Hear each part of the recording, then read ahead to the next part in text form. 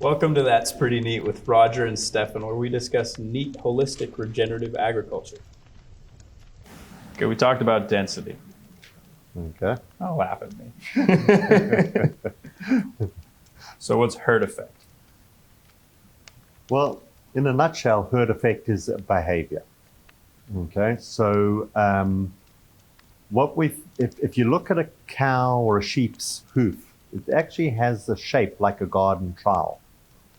And when an animal has no predators or no excitement, it walks around a paddock or the land, and it gently puts its feet in between grass plants and it puts its feet flat.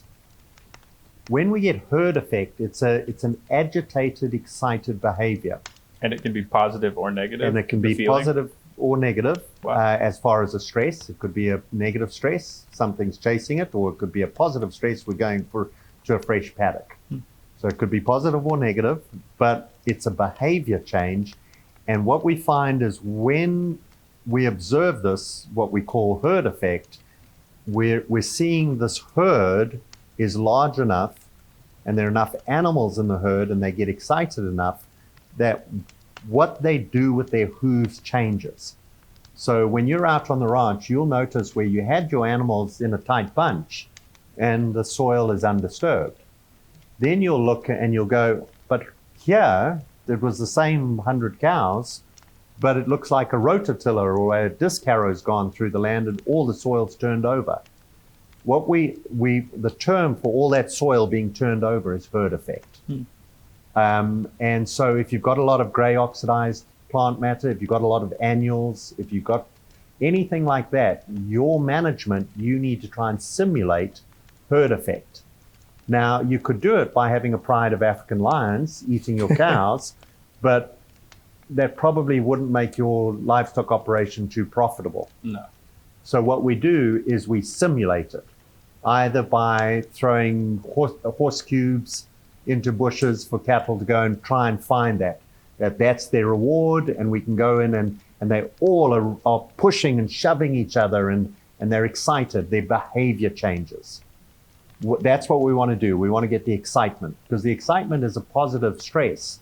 The positive stress, you have additional weight gain. The other way you could do it is you could get on your horse and yee-haw and whoop and yell and chase them. But that's a negative stress, and you'd have a weight loss with it. But also, if you do that, what the cattle normally do is they get into lines and they all run behind each other. Wow. And then we find the grass just lays down and then stands back up. So it's not as effective as animals jostling with each other in one location. Picture a pride of lions that circled a herd, and they're trying to get the calves out of the middle of the herd. So the calves go to the middle, the bulls go to the outside edge, they put their horns down facing out, and the cows are in between. And they're just, touching bums and touching shoulders, and they're jostling around in a circle, just making sure no lions can get through to the calves. That is the ideal description of herd effect, because while they're doing that, their total concentration is on that lioness. And so no one is wondering about what plant they're standing on or how they're standing. And after that's happened, there's a lot of dung, urine on the ground, the seeds were all turned in, and it's ready to germinate and grow come the next wet season. So if you can simulate that bit by bit, gradually over your whole ranch, you can generally get your soils to start healing and break the crust. And the crust was caused by bare soil being caused by overrest. And you can fix all of that. And then it's the beginning of regenerating your soils and regenerating your ecosystem. Okay, so I got a question. How is that any different from tilling? Oh, in so many ways. Okay. Okay, so firstly, tilling is generally done with a steel implement. Steel changes the magnetism in the soil and the ability of the soil and the water, the electrons, creates a positive charge that pushes water away instead of sucking water in. So that's the first thing, is there's a change in the electrical field. The second thing is a disc or a plow has a straight cutting line. Well, all your mycelial networks that are in the top inch of the soil now get cut. The next thing is that the cutting process cuts and crumbles the soil one direction, but it smears the soil in the other direction. So that smearing now seals off all the pores in the soil and makes it impossible for water to get through. So I don't know if you've heard of plow pan. Plow pan is, the field was plowed that deep. There's this plow pan layer down there. The water can only soak to that plow pan layer, and it cannot penetrate below that. So a lot of old crop fields have plow pan, and it's nearly impossible to break through it. So that, that now means you have more flooding because the water can't penetrate deeper. You have less nutrient transfer. So there's just so many negatives to plowing that the livestock's hooves don't have. And then the other thing is the hooves also have the dung and the urine. Yeah. So not only are they tilling the soil, but they're also fertilizing it. So they're feeding those fungi, they're feeding those bacteria.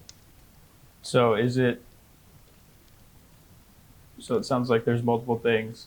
Besides the urine and the fungi, how is a cow hoof more beneficial than a plow? What are the positives of cow hoofs or any grazing animal's hooves? There's so many. Okay, so the hooves can be used to prevent fire. The hooves turn the soil over so the seeds can get under the ground so they can germinate. The hooves can break the capping on the soil surface that was caused by bare soil from overrest and from the impacts of raindrops. So yesterday on your ranch we found 4-inch capping, which is quite a lot. It can break the cryptogamic soil crust so that plants can start growing again. What else? Oh, on hills, it can hold water on hills. The hoof print holds the water on hills, so it becomes fill and spill, so that the water stays up on hill slopes instead of rushing off and causing floods down in the valleys. Then those cups then become nurseries for grass or shrubs or trees. What else? Neat's foot oil. A hoof can get turned into Neat's foot oil. If they have the fill and spill aspect of creating holes and stuff, do they adjust mountains that are too steep? Can they slowly change topographical? Well, absolutely. So I wouldn't know about mountains. We haven't had enough experience to change a mountain shape. We're trying. I think you are trying. However, definitely the opposite to the mountain in the valleys and the gullies. We definitely use hooves to reshape a gully where there's erosion, to break off the cliff face and get it down to a more gentle angle with plants growing on it. So it changes the contour. If a cow can walk up and down it, or a herd of cows can walk up and down without trailing, then they've changed the contour. They've created the fill and spills. It holds the moisture, it doesn't erode off. And basically in one season, you can take a gully that you couldn't stop eroding, can stop eroding. So yeah, just fantastic tools. I look at livestock as a tool for land regeneration that has some nice side effects. T-bone steak. You can follow Rodger at d2gftf.com and also on his socials at Rodger Savory Holistic Management on YouTube and Facebook. We are Las Cumbres Ranch. You can follow us on social media at Las Cumbres Ranch over all platforms. And thanks for tuning in. It's been real neat.